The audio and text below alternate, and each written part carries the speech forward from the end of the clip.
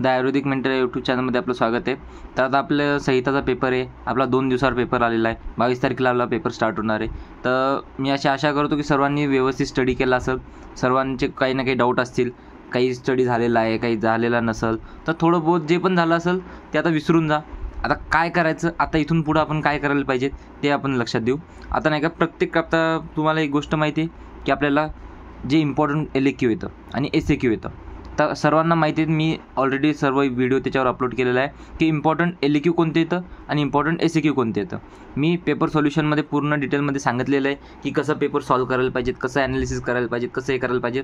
आता आपल्याला माहिती आहे की प्रत्येक टॉपिकमध्ये मी तुम्हाला सांगितलं की आपल्याला परिचय निष्कर्ष लिहायचा.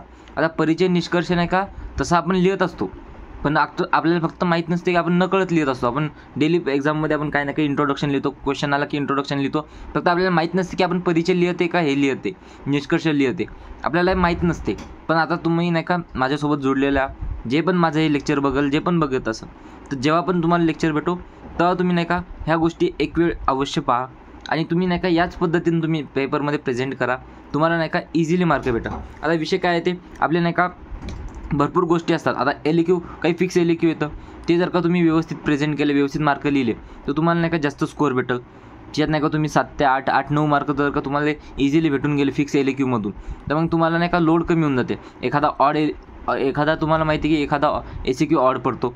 किती जरी आपण लर्न केलं, किती जरी आपण रीड केलं, एखादा SAQ आपला असं येतो की बा थोडासा डिफिकल्ट येतो किंवा आज तो ब्लू प्रिंटला फॉलो करून फक्त थोडासा ते नाही का डिफिकल्ट टॉपिकमधून मोस्ट एक्सपेक्टेड नसतो तो, की तो रँडम येतो. तर आता तशा ह्याच्यात तुम्ही काय करसाल. आता SAQमध्ये आपल्याकडे टाईम कमी राहते, टाईम मॅनेजमेंट गोष्टी राहतात, तर आपण वेळेवर काय आठवू शकतो. त्याच्यात कंटेंट तर व्यवस्थित लिहायला लागणार तुम्हाला. मिनिमम तुम्हाला SAQसाठी तुम्हाला 1-2 पेजेस लिहायला लागतील, LAQसाठी तुम्हाला 4 ते 5 पेजेस लिहायला लागतात. आता हे तुम्ही लिहिसाल कसं, मॅनेज कसं करसाल. आता काही काही टॉपिकमध्ये नाही का कंटेंट म्हणजे क्वेश्चन येतं LAQ टाईप आणि त्याच्यावर कंटेंट जो आहे तो SAQ टाईपचा आहे. त्याच्यावर कंटेंट नाही का काही टॉपिक असे पण येतं तर तिच्यावर कंटेंट जास्त दिलेलं नाही. तर मग त्यावेळेस तुम्ही काय करसाल, बुकमध्ये दिलेलं नाही, मग तुम्ही तशा वेळेस एक्सप्लेन काय कराल, लिहिसाल कसं. तर यासाठी नाही का परिचय निष्कर्ष. आता काही अशा गोष्टी तर आता भरपूर जणांचे नाही का श्लोक पाठ होत नाही, हे सर्व गोष्टी येतात. मग श्लोक पाठ नाही करतात तर मग याचा अर्थ हे का की तुम्ही क्वेश्चनमध्ये श्लोक टाकायचा नाही. असे काही इम्पॉर्टंट मी तुम्हाला 2-4 श्लोक सांगतो जे तुम्ही कुठं पण टाकू शकता आणि तुम्ही मिनिमम तो श्लोक तर टाकायलाच पाहिजेत. आणि तुमचं मेन आन्सरबद्दल मी सांगत नाही, मेन आन्सरमध्ये काय लिहायचं काय नाही लिहायचं ते तर मी ऑलरेडी सांगितलेलं आहे, ते सर्व शिकलेले, तुम्ही सर्व वाचलेले. मी फक्त तुम्ही अजून ॲडिशनल पॉईंट कसे लिहायचे. आता तुम्हाला माहिती आहे की तुम्ही प्रत्येकजण काय करतात, आन्सर फेकतात, लिटरली फेकतात, काही पण लिहितात, कुठलं पण लिहितात, पण त्यानं तुम्हाला मार्क भेटत नाहीत. हे मी काय व्यवस्थित तुम्ही त्या मुद्द्याशी रिलेटेड कसं लिहू शकता, ॲडिशनल कंटेंट कसा लिहू शकता, मुद्द्याला न भटकता लिहायचं, एक्स्ट्रा पॉईंट लिहायचे पण मुद्द्याला न भटकता लिहायचे. ठीक आहे. जसं आपला पहिला LAQ आहे, साध्यतेनुसार व्याधी, एकदम इम्पॉर्टंट LAQ आहे, खूप वेळा विचारलेला आहे, यावेळेस पण त्याचे चान्सेस येतं विचारायचे. ठीक आहे. त्यात तुम्ही परिचय काय लिहू शकता त्याच्यात की आयुर्वेदात रोगाचे विविध प्रकारे वर्गीकरण केले. त्यातील एक महत्त्वाचे वर्गीकरण म्हणजे साध्यतेनुसार रोगांचे, व्याधींचे वर्गीकरण. या वर्गीकरणानुसार रोग बरे होण्याची शक्यता आणि त्यावर उपचार यांचे स्वरूप ठरवता येते. याचे सविस्तर वर्णन आपल्याला अष्टांगहृदय आणि चरक संहिता या दोन्हीमध्ये दिसून येते. तर आता आपण साध्यतेनुसार व्याधींचे लक्षण आणि सविस्तर वर्णन पाहणार आहोत. त्याची माहिती आपण पुढील प्रमाणे. आता हे झाला आपला परिचय, इंट्रोडक्शन. आता यामध्ये तुम्ही काय टाकू शकता, यामध्ये तुम्ही स्वस्थस्य स्वास्थ्य रक्षणम आतुरस्य विकार प्रशमनमच हा श्लोक तुम्ही कसा ॲड करू शकता. तुम्ही नाही का इथं आयुर्वेदाचे रोगाचे वर्गीकरण हे ठीक आहे, तुम्ही नाही का इथं टाकून दिलं की जिथं आयुर्वेदाबद्दल माहिती आली तुम्ही काय टाकू शकता की आयुर्वेदाचा सिद्धांत आहे की स्वस्थस्य स्वास्थ्य रक्षणम आतुरस्य विकार प्रशमनमच, म्हणजे स्वस्थ रोगीच्या स्वास्थ्याचे रक्षण करायचे आणि जे विकार झालेला आहे किंवा आतुर व्यक्ती तर त्यांचे रोगाचे हे करायचे, परिणमन करायचे किंवा निराकरण करायचे. ठीक आहे. हे तुम्ही कुठं पण टाकू शकता. हे इझिली तुम्हाला माहिती आहे, तुम्ही हा इथे ॲड करू शकता, तुमचं प्रेझेंटेशन वाढते. ठीक आहे. नंतर ते निष्कर्ष. आता याच्यानंतर हा लिहिलं की नंतर तुम्हाला साध्यतेनुसार पूर्ण व्याधीचे प्रकार वगैरे ते सर्व तुम्ही एक्सप्लेन करायचं, ते कसं प्रेझेंट करायचं ते मी सांगितलेलं आहे. ठीक आहे. आन्सर तुमचं मदत येईल. आता येणारे निष्कर्ष, नंतर शेवटी पूर्ण आन्सर लिहिणं झालं, तुम्हाला जे लिहायचं ते मदत लिहायचं. हे कंटेंट फिक्स ठेवा. तुम्हाला मदत काय जे लिहायचं, तुम्हाला जेवढी नॉलेज आहे तेवढी तुम्ही मदत लिहून टाकायची. पूर्ण चार्ट वगैरे काढणं, ते एक्सप्लेन करणं ते तुम्ही करू शकता, ते तुम्हाला माहिती आहे, ते तुम्ही अभ्यास केलेला आहे त्याचा. नंतर निष्कर्ष लिहायचा शेवटी की काय साध्यासाध्यतेनुसार व्याधींचे वर्गीकरण. निष्कर्ष म्हणजे काय राहते की जे पण तुम्ही एक्सप्लेन केलं, जे पण तुम्ही आन्सर एक्सप्लेन केलं त्याचं कन्क्ल्युजन काय करसाल, तुम्ही कन्क्लूड काय करसाल ते म्हणजे निष्कर्ष. ठीक आहे, त्याची समरी लिहायची थोडी वाक्यातमध्ये. ठीक आहे, साध्यतेनुसार व्याधीचे वर्गीकरण वैद्यकशास्त्राच्या तसेच चिकित्साशास्त्राच्या दृष्टीने देखील अत्यंत महत्त्वाचे. बरोबर, हे तर तुम्हाला माहीतच आहे. रोगाच्या स्वरूपानुसार त्याच्या लक्षणानुसार कोणत्या प्रकारचे उपचार करावेत याचा निर्णय आपल्याला घेता येतो. नंतर साध्य व्याधी त्वरित निदान म्हणजे काय, त्वरित निदान म्हणजे काय डायग्नोसिस, आणि उपचारां म्हणजे काय ट्रीटमेंटने बरा होतो साध्य व्याधी, तुम्हाला माहिती आहे. असाध्य व्याधी काय, पूर्ण उपचार नसले तरी त्यांचे व्यवस्थापन मॅनेजमेंट योग्य पद्धतीने आपल्याला करता येते. ते असाध्य व्याधी आपण बरे नाही करू शकत पण त्याला मॅनेज करू शकतो. यासाठी आपल्याला आयुर्वेदात पथ्य अपथ्य दिलेले तर की काय पाळायचं काय नाही पाळायला पाहिजे. पंचकर्म चिकित्सा दिलेली आहे, नंतर रसायन चिकित्सा सांगितलेली आहे. तर आता हे तुम्हाला याच्यात काय अवघड वाटते का, नाही वाटत, इझिली आहे. पण तुम्ही हे लिहिलं ना तुम्हाला एक्स्ट्रा मार्क भेटतील, अर्धा 1 मार्क 1-1.5 मार्क तुमचे इझिली इम्प्रूव्ह होतील. आणि 1-1.5 मार्क असे 4 LQ ,4-5 मार्क तुमचे इझिली भेटून जातील. तुमचं असंच प्रत्येक SQ मधून तुम्ही एक स्कोरिंग करा ना. विषय काय, स्कोर करणं, ॲड करणं आपलं. ठीक आहे, तर आता हा इम्पॉर्टंट LQ आहे. याच्याबद्दल काय लिहायचं हे फिक्स तुम्ही बघून घ्या. ठीक आहे. आता याच्या नोट्स तुम्हाला कुठे भेटतील, याच्या नोट्स तुम्हाला याच्यामध्ये भेटतील, टेलिग्राम ग्रुपवर भेटतील. तर लिंक मी डिस्क्रिप्शनमध्ये देऊन टाकेल, तर तुम्ही तिथून बघा. आणि तुम्हाला हे डिटेल पाहायचं असेल तर तुम्ही डिटेलमध्ये संहिताचं 1 शॉट दिलेलं आहे त्याच्यात पण आहे, किंवा तुम्ही पेपर सोल्युशन म्हणून दिलं आहे, हाऊ टू राईट पेपरमध्ये मी त्याचं पूर्ण सोल्युशन दिलेलं आहे. ठीक आहे, तर तुम्ही तिथून बघू शकता. नंतर नेक्स्ट LQ येते. दिनचर्या म्हणजे काय. दिनचर्येतील अंजन, नस्य, धूमपान, व्यायाम याचे स्वास्थ्य रक्षणाचे महत्त्व विशद करा. ठीक आहे, म्हणजे त्याच्यात परिचय काय, आयुर्वेदामध्ये दिनचर्या या संकल्पनेला अत्यंत महत्त्व आहे, माहिती आहे तुम्हाला. दिनचर्या म्हणजे दैनंदिन जीवनशैली किंवा रोजच्या दिनक्रमाचे वैज्ञानिक नियोजन. चरक संहितेतील सूत्रस्थान अध्याय 5 मध्ये दिनचर्या सविस्तर वर्णन केले. योग्य दिनचर्या पाळल्याने शरीर व मन निरोगी राहते व रोगप्रतिकारक शक्ती वाढते. दिनचर्येमध्ये सूर्योदयापासून ते रात्री झोपेपर्यंतच्या सर्व क्रियांचा समावेश होतो. यामध्ये प्रातःकालीन क्रिया जसे शौचविधी, दंतधावन, दंजन, नस्य, स्नान, आहार विहार, व्यायाम, झोप आणि मानसिक आरोग्यासाठी ध्यान व प्राणायाम याचा समावेश होतो. ऋतूनुसार आणि प्रकृतीनुसार दिनचर्येत काही बदल करावे लागतात. ठीक आहे, हे झालं जनरल माहिती. दिनचर्या आलं की तुम्ही ही माहिती तुम्ही लिहू शकता, LQ मध्ये लिहू शकता, SQ मध्ये पण टाकू शकता, काही प्रॉब्लेम नाही. ठीक आहे, नंतर इथे निष्कर्ष, योग्य दिनचर्या पालन केलेले. आणि हां, मधात आयु कामय मानेन धर्मार्थ सुख साधनम आयुर्वेद उपदेशेषु विधेय परमादर.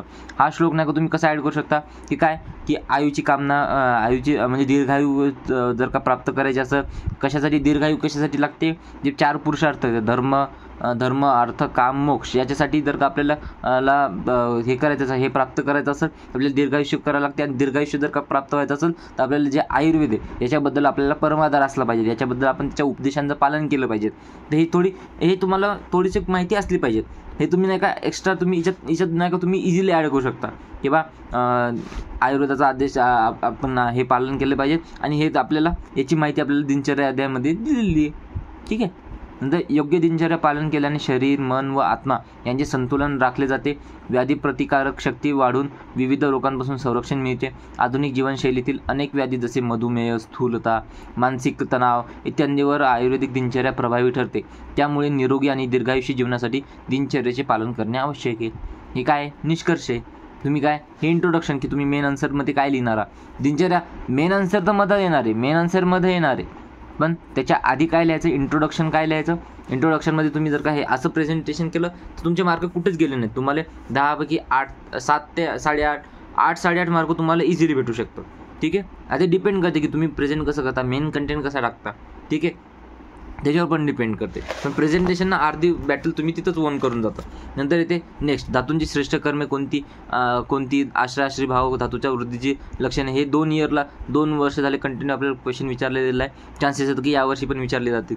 तर दोषादी विज्ञानीय अध्याय हा कोणता अध्यायातला क्वेश्चन आहे, दोषादी विज्ञानीय अध्याय. त्याच्यातलं तुम्हाला दोषाबद्दल कोणता जरी अध्याय दोषाबद्दल काही जरी लिहिलं तर तुम्ही सांगू शकता की दोषादी विज्ञानीय अध्यायामध्ये त्याचं एक्सप्लेनेशन केलं आहे. नंतर आयुर्वेदातील हा महत्त्वाचा विषय असून यात वातपित्त कफ, आणि जिथं पण वातपित्त कफ आलं तेव्हा तुम्ही वायू पित्तम कफचे तित्रय दोषा समास होता विकृता देहम गंती ते वर्तन म्हणजे काय, आयुर्वेद शरीरातील दोष आहे म्हणजे काय, वायू पित्त कफ हे 3 दोष येतं.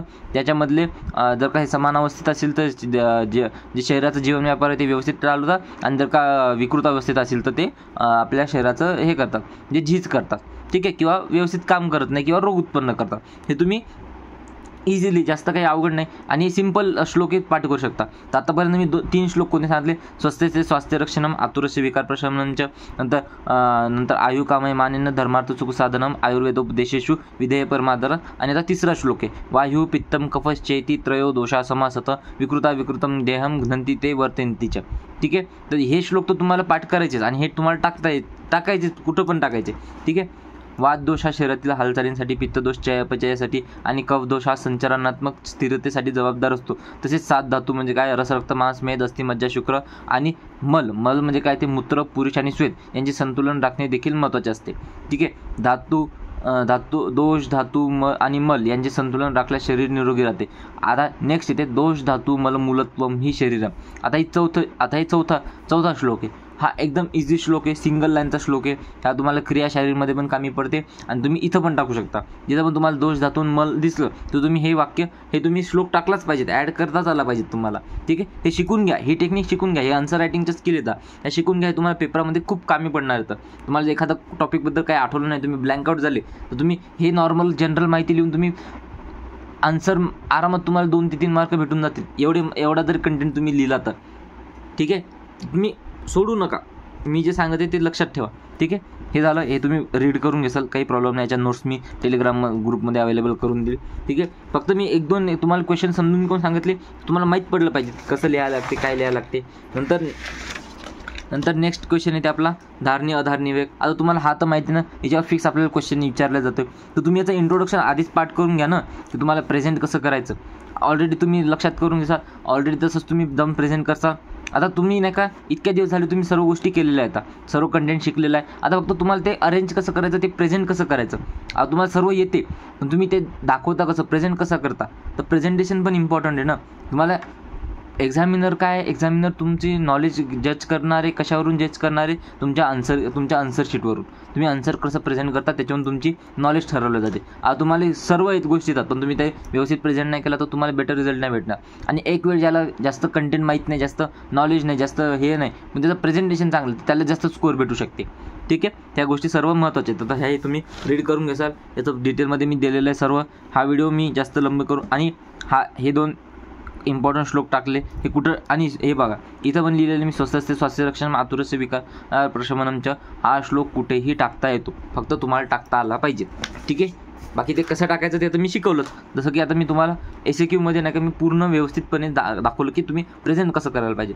हे परिचय काय? आयुर्वेदाचा मुख्य उद्देश म्हणजे स्वस्तस्य स्वास्थ्य रक्षण आतुरस्य विकार प्रशमनमच्या. ठीक आहे, हे एवढं लिहिलं. नंतर याचा एक्सप्लेन करायचं म्हणजे काय? स्वस्थ व्यक्तीचे आरोग्य टिकवणे आणि आजारी व्यक्तीचा रोग नष्ट करणे हा आहे.